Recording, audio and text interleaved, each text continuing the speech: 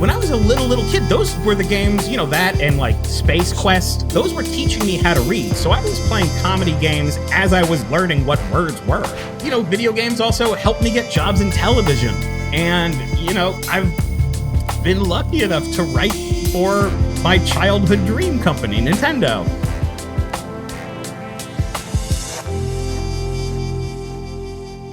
Hey, Mike, welcome to Brain Arcade. Can you take a second to introduce yourself?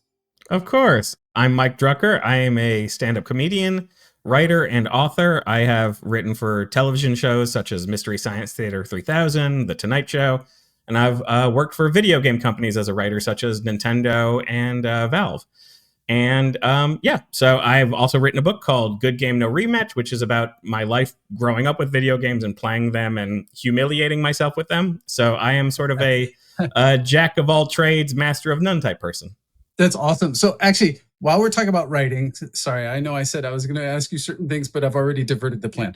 So, so as a game writer, what type, fill that out a little bit, because I have a good majority of my listeners are in the game making sphere, but there are a lot of people that don't know. So I think tell us a little bit more about what's your day-to-day as a game writer? What type of things do you write? And what's the scope and scale of that, et cetera?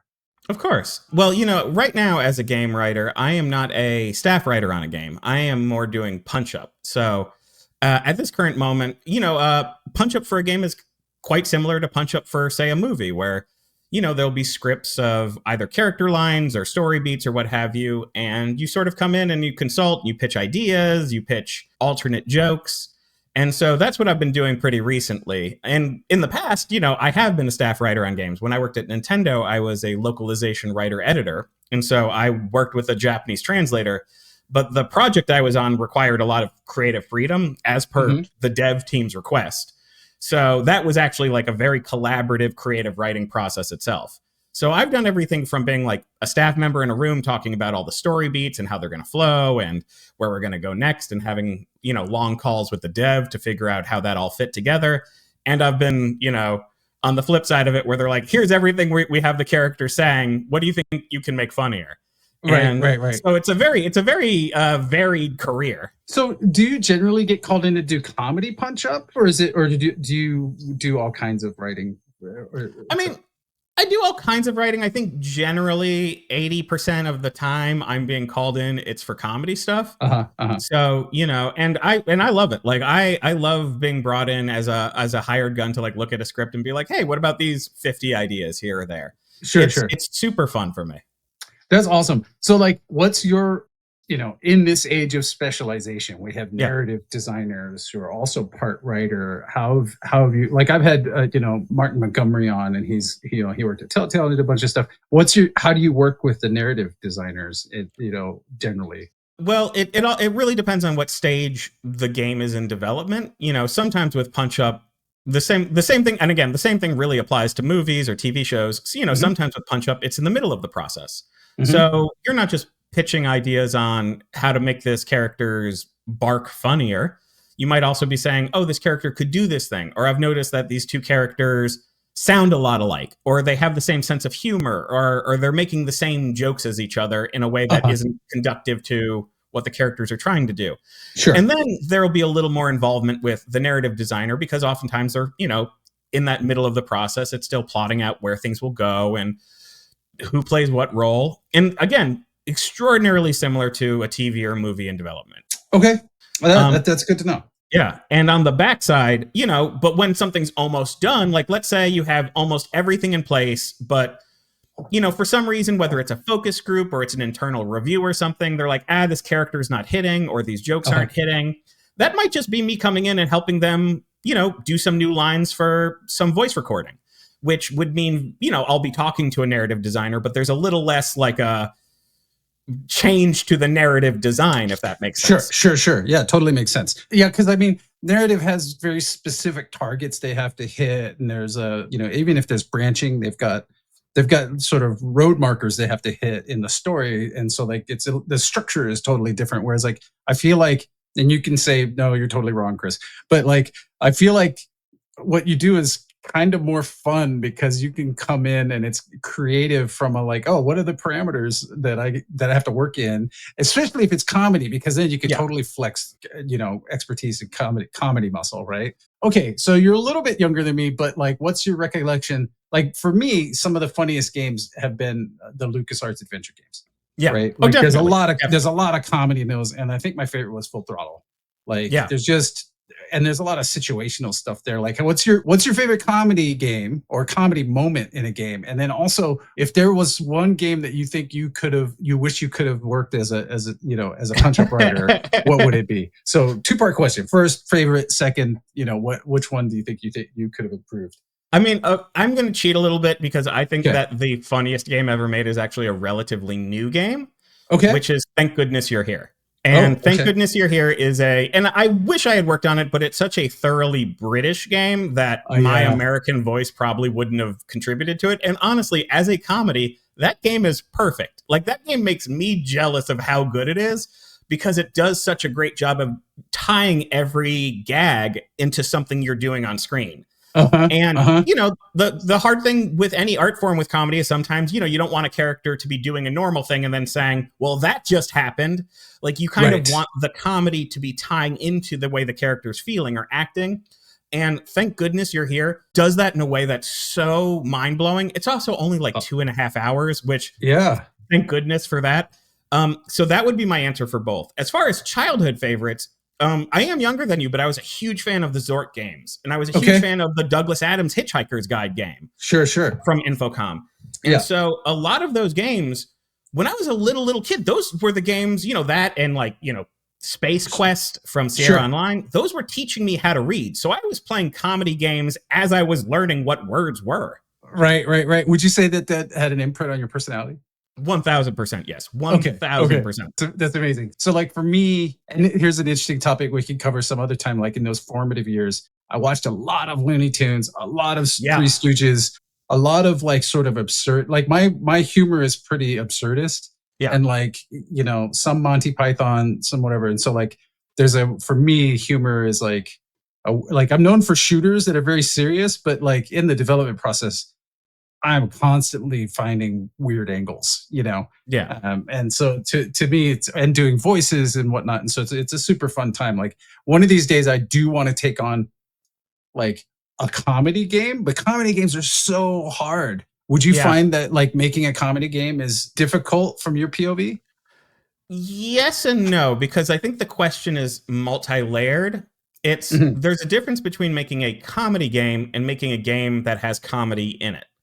And I don't think it's as hard to make a game that has comedy in it. Like, if you look at Mortal Kombat, for example, the Mortal Kombat series, I would not say is a comedy game series. However, it is packed with comedy moments, whether it be the friendships or the babalities or even some of the fatalities, as horrifying as they are often built as visual gags. Like, it's no longer just lighting someone on fire. It's like this complex around the world thing that, when I say it's funny, I don't mean it's funny that person's been hurt, but it's set up to be a Rube Goldberg machine-y joke. Absolutely. So like I got a bootleg copy of Thrill Kill back in the day. And to me, I was like, everybody's so flipped out about this. And it's a kind of like a non-existent controversy because once I did play a build, I went, oh, it's itchy and scratchy levels of violence. It's so over the top, right? That you can't, like, if you're worried about that influencing somebody, then there's more conversations you're going to have with that somebody, right? Exactly. Which is like, like if like itchy and scratchy levels of absurd violence, which I also think Mortal Kombat fits into as well. Absolutely. And like some of those you're like, and you like laugh, like, there's a spoiler alert or whatever, but there's like, the Scream DLC character in the latest Mortal Kombat. It does this sort of meta kill, but when you see it, like, you kind of laugh because you get where the reference is. It lands it well. It's timed very well. Yep. But that said, probably nobody on planet Earth would be like, Mortal Kombat, that's my favorite comedy, so. Right. So I think it's actually not easy, but I think it's very doable to add comedy to a game. To make a game that is a pure comedy start to finish, like a little old LucasArts game or like Thank Goodness You're Here, that's very hard. Yeah, I would agree, because to hit consistently and to build at different scales of joke or punchline, it can be extremely difficult because if you say it's a comedy game, it sets expectations from the audience that there's going to be a laugh a minute, right? Yeah. Almost quite literally at that frequency, you're sort of expecting some sort of humorous action, line, situation, pretty consistently. And I think the LucasArts games got that right because they almost always were set in like an absurd like setting first. Right. And so like even taking that comedy into like the building blocks of what you were making. Now, I had to say, like, so on Medal of Honor, there's a couple of different things that I'll bring up for this, because just to illustrate that, like, you're right, doing moments of comedy are always possible, even when you're trying to take the subject matter really seriously. Absolutely. So if you play any of the Medal of Honors I was in, there's always a peeing guy. Always. Yeah, there's always a peeing guy. Exactly. So, but it serves multiple purposes. So there's one game design philosophy, which is like, the world becomes more real because it's first person. You have to see other people interact with the world to make it solid, right? Yeah. And so like when you jump from roof to roof, you want to have another character do that jump first before you do it, because it imprints your imagination as to what it looks like for you to jump over, right? Even though you're in first person. And so it's the same thing of like, I tried to make sure that we put German soldiers in the game. By the way, no actual Nazis were in the game. They're all German soldiers. We didn't want to pay respect to any ideologies. Yeah. So anytime, so we had like a generic P animation, but we would put them in places because we wanted to like sell these were real places, and there was a guy in the bathroom, and it was always setting up a situation, like it, you know what I mean? And you could generally bypass him if you wanted. But I think my favorite funny moment in any of the games is there's a time you're going through like Dutch row houses. Yeah. You enter into this room, and we call them the soup ladies. And there's these three old ladies, like two are sitting at a table, and there's one with like a pot and a ladle. And when you come in, they say nothing. They just head track you. And it's really like somebody's like, oh, we got to write them some lines. And we all agreed. We're like, no, don't write any lines. This is so like, it's awesome because it serves this other purpose of like, they know you're not supposed to be there. They don't want to give you away if you pick that up.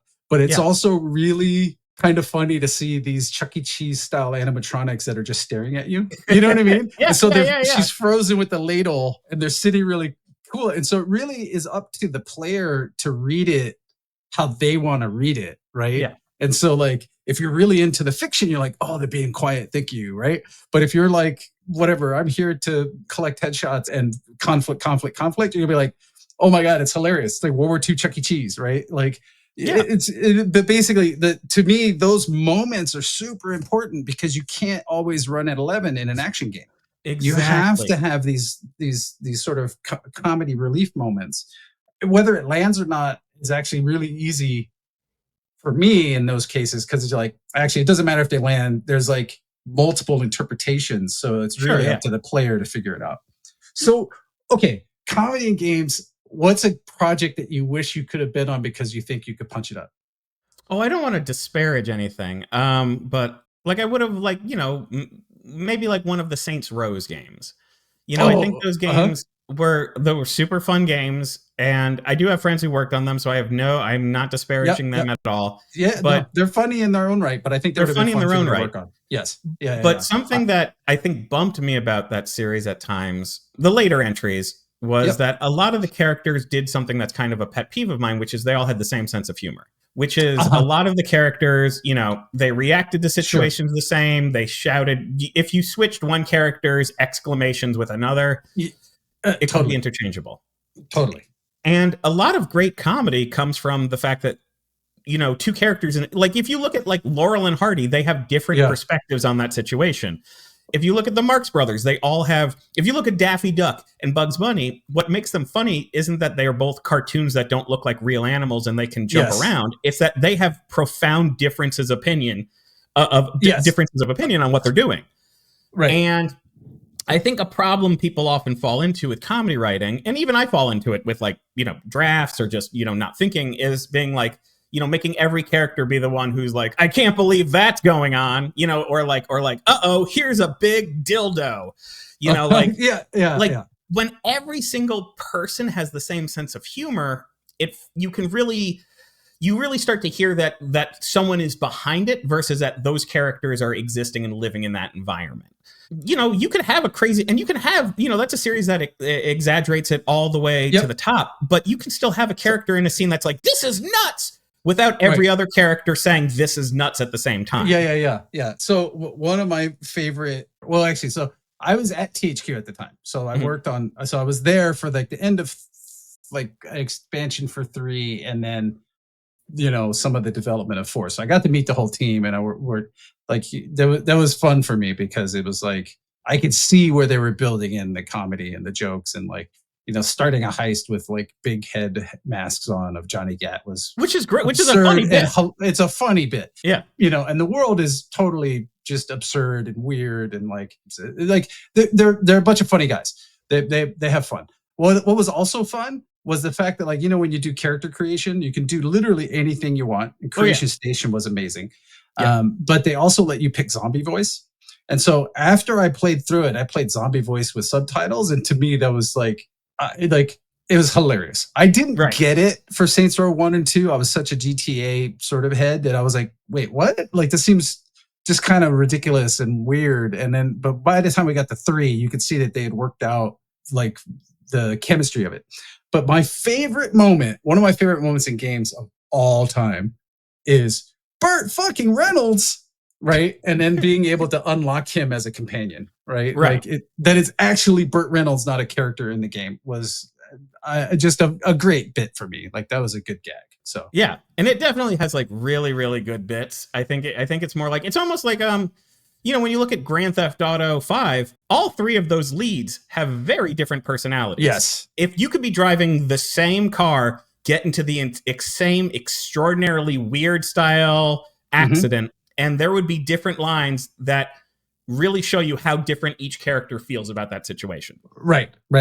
And so I think that's sort of like what I want more out of in comedy games. And weirdly, I consider the GTA series kind of a comedy series.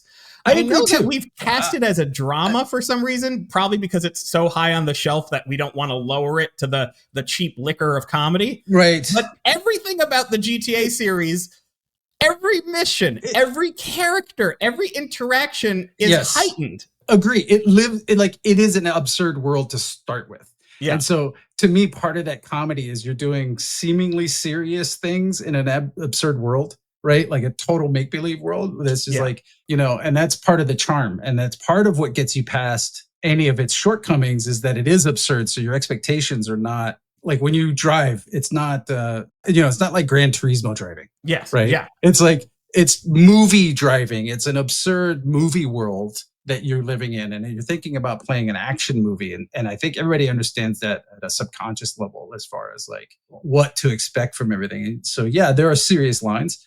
But there's, relatively serious storyline, but it's a heist movie. So it's not, it sits somewhere in between like The Bank Job and like Ocean's 11, right? Yeah, so it's exactly. And like Ocean's 11's a great example. Like, each one of those characters has a very different personality. Totally. They're not all saying, we're going to get them, in different, voices. Right. I mean, they all have a common mission, but their take on the mission is totally different, right? Yeah, that's what I'm circling. Definitely. Yes. Yeah. Awesome. So, I'm assuming then a lot of this, what we're talking about, is what you worked into your book, or like, tell me a little bit more about, like, we've talked a little bit about your life, but since you wrote a book about it, I kind of want to hear some of the, like, the bookmarks along the way, or the pit stops. Yeah. Well, the book is called Good Game, No Rematch. It's just to front load the promotion. It's available in digital, hardcover, and audio, and I read the audiobook. Yeah. And essentially, video games were the first art form I fell in love with. I started playing them at 3 years old when we got an NES. Sure. And they, for a lot of people in, shared overlap generations, it was an early way of communicating. It was an early way of making friends. It was an early thing to have to talk to about friends. Like, I'm not a guy who hates sports, but I'm not someone who follows sports. So I didn't really have that as a kid to like talk to other kids with. Sure. And I like Saturday morning cartoons, but to me, these were Saturday morning cartoons where you got to be in the cartoon. And they became such a vital part of my life, and the book discusses this, that I began to humiliate myself because I didn't quite process until much later how much they were part of my life and how much that might not have been part of other people's lives. Right. And speaking of differences of how you see the world or your situation in it, like a lot of the book just talks about like the way that like I was like, video games will save me now, and they didn't. Right. But at the same time, you know, video games also helped me get jobs in television. And, you know, I've been lucky enough to write for my childhood dream company, Nintendo. And so they're both like this way that throughout my life, like asking girls out and falling out on my face so hard. And they were right to say no, I should add. They were right. Like just falling on my face so hard with it. But then like later in life, being in a job interview and being like, oh yeah, I know everything about King's Quest. Oh, I got the job? Great. Like it's sort of this weird irony to it. Totally. But it's like, the thing is like, we're not so different in age. Like at that time, our consumption of mass media was presented as normal. And so like navigating the fact that we're all probably crusting the spectrum a little bit, right? Especially, you know, since our main form of entertainment or communication is games. By the way, put a pin in that. I want to come back to it for like in a second. But like, I had to figure out how to apply the video game normal to the real world. And it took a long time because like you're hitting a moving target because games were still evolving at the time, like 90s and early 2000s. What it meant to be in games was like evolving, you know, all the way through the teens of like, you know, 20 teens. It was still growing. And so like, by the way, I remember when I would tell people I worked in video games and it wasn't cool. Right now, it's like cool. And when like it was like it was not that socially accepted, and so it became this thing where like this transition happened, and like the world of games sort of blew up. Okay, social. So I'm glad that you brought that up. To me, social, not in the social media way. All video games have generally been had some element of social, whether you wanted to engage with it or not. So one of the things that we did as a kid, and we weren't extremely well-to-do, like I had a NES, but I couldn't afford to buy a bunch of cartridges. And so my two best friends, what we did is we would actually chip in, right? And then like we had this kind of co-ownership sharing idea. Like somebody would buy a cartridge and then just share it with the group. And then my Nintendo didn't live at my house because I had a mom that was like very on top of like play times and stuff like that. But I had one of my friends' mom didn't care. So like my Nintendo lived at his house. Right. And so we would all buy games and it would float between one other house. And we did this whole social thing, but all of the socializing happened off screen. At the arcade, around the television, you know, like sometimes it was solo. And in fact, I preferred to play solo a lot, being, you know, whatever. But there was also a lot of like, you know, I got my name on a leaderboard. There's my initials, right? Here's the high score leaderboard, etc. Or like, hey, I want to share this with my friends, or watch me do this cool trick. And it became its own language and sort of grew from this outside screen thing to streaming. Right? Like I missed streaming by 20 years. I should have been a streamer. I should have put more effort into it. And every time I tried, I was like, now I want to stop. No, I felt the same way. And like, you know, one of the kids in my, you know, elementary school had a subscription to Nintendo Power. So we, you know, at lunch, we'd pour over the magazine and we discuss what's coming. Like, you know, so not only in the games themselves, but just even talking about the games, or you know, the rumors you talk about with each other and the strategies you talk about with each other. And, you know, that kids still do talk about on the playground. Like that was a major source of conversation for me just because I didn't have much else going on in my head at the moment. In fact, I would say, by the way, so that playground talk, that's like, I'm glad you brought that up. So much of game culture is word of mouth. Right. And sometimes some of it happens on social media, but it really still happens friend to friend. Right. And so like one of the things that I used to design for was like, how do I generate playground talk? That's a good call. Right. And so one of those things was vary the experience based on the way they were playing, so that like you would have a slightly different experience than me through the same situations in the game. And that way when we did go to compare notes, you're like, oh, that's a little different. Well, because like when you have a 20 to 40 minute experience, you're only really going to play through the linear narrative once. and you won't see the differences the second time through. And so like to show that there's variability built in, I was like, oh, we need to create some of these moments that are big enough for people to talk about. Right. Like the soup ladies. Yeah, no, exactly. Right. Even though that was always the same, but it was like, oh, I saw the soup ladies and my experience was this. And so taking the player's experience into that storytelling was really important for me, which also makes comedy challenging because you have to assume almost basically a static player state.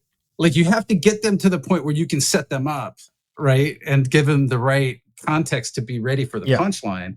And you like in games, there's players have so much control that it becomes difficult to predict exactly where they're gonna be without like a high skill in like game designing the experience, right? Or the totality of it, not just set up punchline, set up punchline, set up punchline. Exactly, right? Exactly. And you don't want your comedy to be kind of a not sugar that helps the medicine go down, but almost like let's take a pause for a funny moment. Like you don't want it to be like game. Okay, now we're in a dialogue scene and this is where the comedy comes. Like that's going to happen naturally. And that even happens in linear art form. Yeah. But at the same time, it should feel like the comedy is always existing. It doesn't have to be like a megaphone that's blasting at you at all times. Yes. But it shouldn't feel like characters' eyes light up the moment that you stop playing and they start talking. If that makes sense. Yeah, totally. Well, or it starts to feel like Five Nights at Freddy's or Chuck E. Cheese. Or right. You know what I mean? I walked up and hit the button and now they're like comedy. That organic feel. Exactly. Yeah, exactly. And now comedy. And that's a hard trick. That's a hard challenge to do. It's absolutely hard. And it's like to do it, you really have to really understand the world, how you're presenting it, the characters, how they're presented. Like you have to have a real holistic view of like what the experience is going to be so that you can fit those moments of comedy in and also accept that they're not all going to hit 100% of the time. Right? Like you have to have those moments. Oh man, I just thought of something like I'm like grasping at like there was a side tab that I was going to take us down and I was like, it wasn't Five Nights at Freddy's. It was something comedy related. So a case in point. So this is purely observational for me. All right.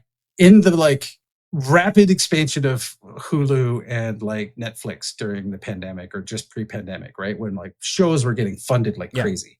And that and like a large amount of them were like, what is this? Yeah. Right. Or like, holy smokes, like, oh, I should like get my script writing chops up because they seem to be funding almost anything.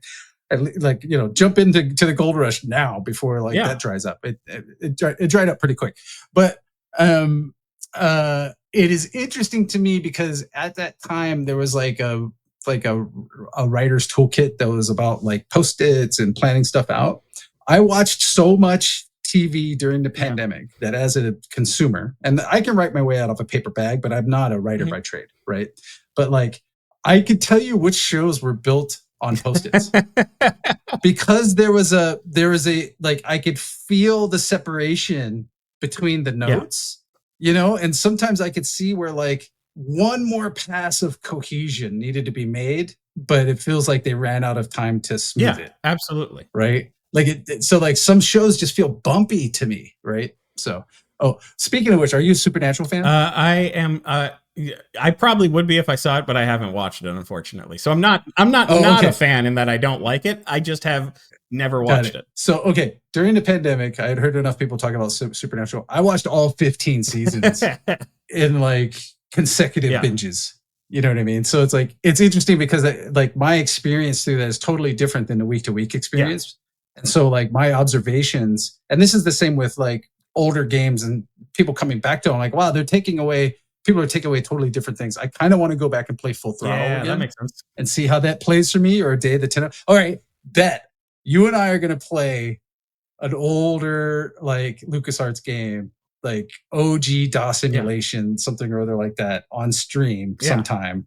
And we'll play it like college dorm days, right? like one of you is on the keys and the other one will go with it, and we'll just MST just marvel through it. Yeah. So yeah, exactly. But like my perception of the Supernatural series is I actually understand that series in 5-year blocks because it ran for 15 seasons, right? And so like I can't tell you a lot of what happened in individual episodes, but I can tell you where the arcs end. Yeah. And like where the flavor of the show changed, because I got to see it all in like a short amount of time. And so it's like, the meta of it, of like, all right, 5 seasons, we're done. And then season 6 is like, wow, we're still going. Season 7 is like, oh my God, we need to build an arc. Yeah. Right. And then season 10 is like, all right, they can't still give us money. Right. And they're like, oh, I guess we're still going to season 11. And then it keeps going. And it's, which is good for them. But it's like, from a consumer standpoint, an audience standpoint, is very interesting, because it actually says a lot about, like, you can see the evolution of TV and the show as well, because it ran for so long. Raise the rudders! Raise the sails! Raise the sails! Captain, an unidentified ship is approaching. Over. Roger. Wait, is that an Enterprise sales solution? Reach sales professionals, not professional sailors. With LinkedIn ads, you can target the right people by industry, job title, and more. Start converting your B2B audience today. Spend $250 on your first campaign and get a free $250 credit for the next one. Get started today at linkedin.com/campaign. Terms and conditions apply. Hey, it's Paris. I love sparkly things, right? Like stars. Duh. And thanks to Hilton and AutoCamp, I just slept under them. Picture me serving looks by the fire outside my luxurious Airstream, making s'mores with the kids, while a national park is our backdrop. The great outdoors meets Hilton hospitality. That's hot. Explore all the new ways to stay at Hilton.com. Hilton for the stay. All right, back to games. So I've already asked you what your favorite comedy games are, but what are your formative games? And like, I don't like to ask what's your favorite game of all time, because that's not enough context. You need to, because like your favorite game, pre-puberty, during puberty, during early 20s, late 20s, and like, etc., also match the way that games have evolved. Yeah. And there's usually like a bookmark every 5 years. And so like, to pick one of all time, you have to have one extra point of reasoning. So what I would say is, like, I'll adjust the question. Give me the bullet point list of the games that were formative. Like if you were to like my life as a game list, what are the like pit stops that, we're going to play the games, and then give me one from every like era, right? Sure. I'll be bad at era, but I can definitely like go down a list. I mean, like era of your life. Era of your life. Like basically. So I would say like early childhood, I would say Super Mario Brothers, Mega Man, SimCity, and King's Quest. Yep. And King's Quest might maybe of all of them the most. I have a whole chapter in my book about King's Quest. So I'd say King's Quest the most. Sure. Hence you became a comedian. Did you play Populous? I did. I mean, I played it. I didn't understand it until maybe didn't get it later. What's weird is I got it in that I was having fun as a child, blowing things up and building things and being like, I'm God. Sure. Making volcanoes. Right. But I didn't understand what I was doing for a while. Right. It was a better SimCity in the fact that you were actually a god. Whereas like SimCity is more like you're managing, right? Okay, next stage of your life. So King's Quest is early stage. King's Quest early stage. Next stage of my life, I would probably say Mario 64, Dance Dance Revolution, and Final Fantasy 7. Ooh. Oh, wait, did you play in the arcade or did you have a dance band? Oh, baby, I did both. I did both. You did both? I brought those dance pads to high school. Which I also write about in my book. I was lucky in that I went to a high school. I went to a public school, but it was a public school that really liked video games, and so there was a lot of good socializing around games in my high school. And Dance Dance Revolution was amazing for that. But at that time, Guitar Hero, Dance Dance Revolution, like we were starting to get more like socially party games, right? Or things that you could play. Like people would come over to my house because I had like Rock Band or Guitar Hero on a night out. Like we would go out and then they would come back and we would play Guitar Hero because like it captured that element of like it was fun to watch. Exactly. Right. And it was like the analog of like, so here's my thing. Guitar Hero is actually not about playing guitar. It's about air guitar. I would agree with that. Agree with that. And so like the fantasy is actually air guitar, and watching people do air guitar is entertaining. Right. And so like people will come back and do that. But it's the same thing with Dance Dance Revolution. to me, right there in that moment is where people's perception of the game industry changed. I went from not being cool to like some dude from a mysterious world. Yeah. So like that's about where that transition happened, at least in adult life. Sorry, it was Dance Dance Revolution, Mario 64, and Final Fantasy 7, which I know are pretty big standards, but when you're going your puberty period, those are pretty good games. So to me, those 3 games are all important for that era, and for slightly different reasons. But like as an example, Mario 64 was one of the first 3D games to mostly solve camera, right? Mario 64 and Zelda 64. And in fact, foundationally in the layer cake of games that come after it, I would say that almost every game has emulated Mario 64 since, because they're like, we build in comparisons, right? And so like most people are like, just do it like that. And so it's carried on. So that grammar that came out of Mario 64 carried us through like multiple game generations. It's different now, but like it has evolved slowly over time. Like I still think it's one of the best games in 3D of all time. Mario 64. Agree. It's like all of this, the psychological language, all of the subconscious language, that the grammar that's happening there, the little, it's just fun to move, like everything. Mario 64 is amazing. All right. Next era of my life, I would say, and this might be borderline the previous era, but we'll go with it. StarCraft. And really quick as a sidebar, StarCraft is an example of those games where even when I first started playing it, I clicked every unit multiple times because I wanted to hear the jokes. And again, it's not a comedy game. The story is not comedic, but every one of those characters has jokes in them. And anyway, so I would say StarCraft, Planescape Torment. I love that game. I mean, I honestly would still put that in my top 3. I play it every couple of years and I still love it. I would say that Mort was probably a big attractor for you there, right? Absolutely. Again, tons of jokes. As a character, it's amazing. It's tons of jokes. Mort is constant comedy relief. He shows up at the very beginning. It's amazing, right? Like I tried to play the new Planescape game recently, and I was like, it's just miss. It's just like, plus it's fighting the nostalgia I have for Mort and whatever the blue guy was. Like I forgot his name. By the way, I got stuck in that game because I didn't realize you had to die to solve the puzzle. Yeah. I got stuck there because it wasn't clear to me, but whatever. Okay, wait, did you play Baldur's Gate from that era? I did. Dude, Minsk. Go for the eyes, Minsk was great. I think, I think it was like, I got too annoyed by like, hey, it's me, Imowen, that I started to get thrown off. Sure. Yeah, go for the eyes. Oh, I love that. I love that game. Yeah. If you don't know what we're talking about, Google "Go for the Eyes, Boo," and you will find out. Believe it or not, there's 2 whole games before Baldur's Gate 3 in the Baldur's Gate series. Yes, that's right, and they're fantastic. They're amazing. Baldur's Gate 3. So, by the way, I'm stuck from a resistance standpoint. Like for me, like I'm enjoying the narrative and all that stuff, but the mechanics, it's almost too D&D. Like the mechanics of it and inventory management and stuff like that. Like I've gotten lazy in my old age, and so I'm like, I got to manage all of this stuff, and I'm playing on console. That's harder. That's a little bit harder. It was obviously built for PC first. All right, next era would be Animal Crossing, which was a big game in college for me. I was a freshman in college when that landed on GameCube. Smash Brothers Melee, same deal, big college game. Yep. Knights of the Old Republic, and Silent Hill 2. Right. Okay. I would throw one in there from that era for me, just because like wasn't my favorite, but like there were a lot of really great games in that era of gaming. A lot of great games, but like one that really stands out for me, especially in light of like a comedy conversation. Mystical Ninja Goemon. Did you ever play it? It was a GameCube game. Yeah.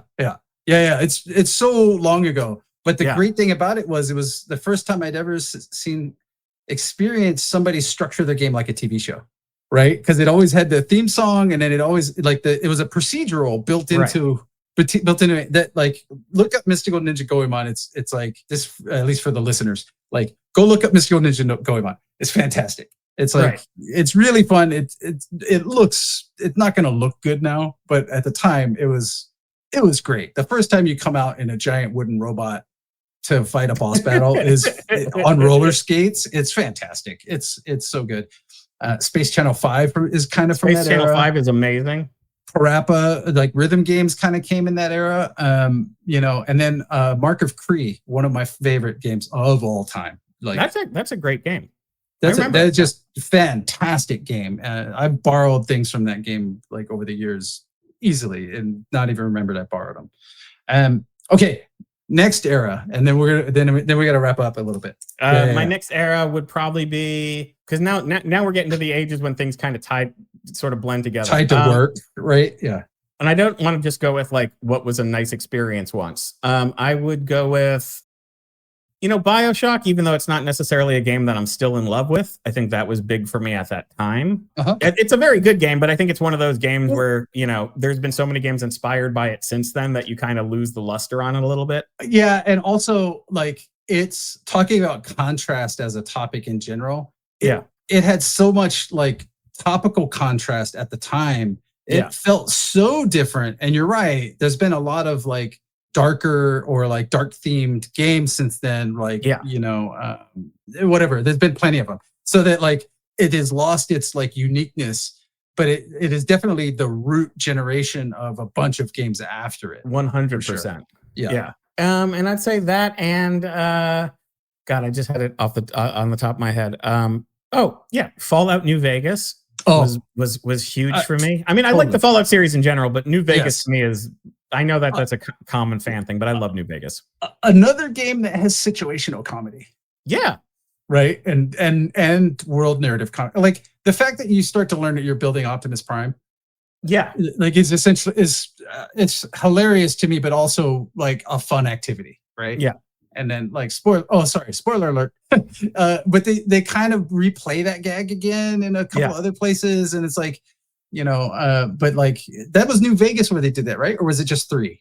The end of one of those two games. Three is when they built the big Optimus Prime. New Vegas is when you had like the different factions. That's right. House and the Legion and all them. Right. But I mean, same thing. And those games did something sort of what I was talking about earlier, where the characters sound different. Yeah. And they don't just sound different because they have different voice actors or because they have different accents. Their ethos was different. Was different. The way they think is different. Right. And who you attach to was actually important because that changed your experience in the game. Right. Right. Fallout 4 I really liked, but I don't hold it in the same place as Fallout 3. It's different. Yeah, it's like, it's a different game. It's a much better shooter than the other Fallout games, but like, for me, I want a character who can talk his way or her way out of any situation. So it was a little less fun. I ended up in a place with Fallout 4 where I think it was too good of a shooter. Yeah. Right? Because like the pattern of play, it was easier in some ways to role play less and shoot more. However, I have to tell you, I have a build. There's a video on YouTube I can send to you at some point, which is like a supercut where like I went all luck, found this boxing glove of like jibs, right? Of giblets. And then, got the trench coat and the hat. And I cruised around in Fallout 4 with a giant boxing glove, turning everybody into like spaghetti sauce. And then I just started, like, I was basically all critical hits, right? So it was like, when you get a critical hit, they would explode into chunks. And so it was like an all luck build, which was fantastic to play because I would stealth in, like cruise up to somebody and get like the insta blow up, Right. Oh, it's fun. It's good times. I'll send you a link to the YouTube at some point. Please do. So, okay, we're about out of time. And also the explosion of possible games gets really wide at this point. Yeah, it gets very wide at this point. In the world. So like it becomes harder to pick favorites. And in fact, we would need one more razor to cut the selection on. But this is actually a really great place to stop. So, okay, I'm going to definitely read your book or at least get the audiobook and start listening to it. Because and everybody else should too, because I think there are so many parallels in what you're talking about, but it's nice to get a different perspective, see how you grew up. And, part of the whole purpose of this show is like, what's the player psychology? Right. And it's like, but getting those perspectives from other players, and especially somebody who's followed a different career is hyper interesting to me. And I highly recommend that anybody is thinking about getting into games should try to sample as many different disciplines as possible. Where like back in my day, it was 3: art, coding, game design. That was it. Like it was like these giant chunks. Now you can start to like sample other people's life stories and see what you like and tailor it, and figure out what you really want to do or what speaks to you. So awesome, man. Well, thanks for coming on the show. I'm going to check out the book. Do you want to close out the show with anything? No, I mean, yeah, if you're looking for a good comedy book about video games that actually loves video games and is from someone who has greatly humiliated himself. If you've ever wanted to see someone getting hurt on Nintendo of America's campus, sure, this is the book for you. Oh my God. Good game, no rematch. Now I need to go listen because that sounds like an awesome story. Yeah. So, all right. Well, thanks for coming on the show, Mike. Thank you. Brain Arcade is a Princess Hermit production, produced by Kyrene Kim, music and mixing by Jonathan Ontiveros. The podcast is hosted by me, Chris Cross. You can find me and my other endeavors at coffeewithcross.com.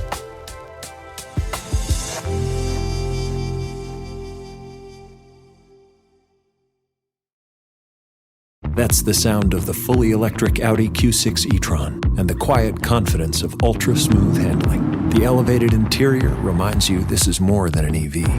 This is electric performance redefined.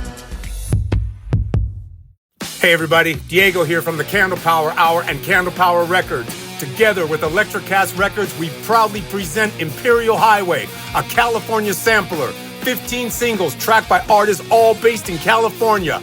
Every song on Imperial Highway is mastered to deliver. Rock and roll is back, and we got what you want. If you're craving new music, Imperial Highway hits the spot. Download Imperial Highway. Check us out at candlepowerrecords.com and listen to the Candle Power Hour on Electricast.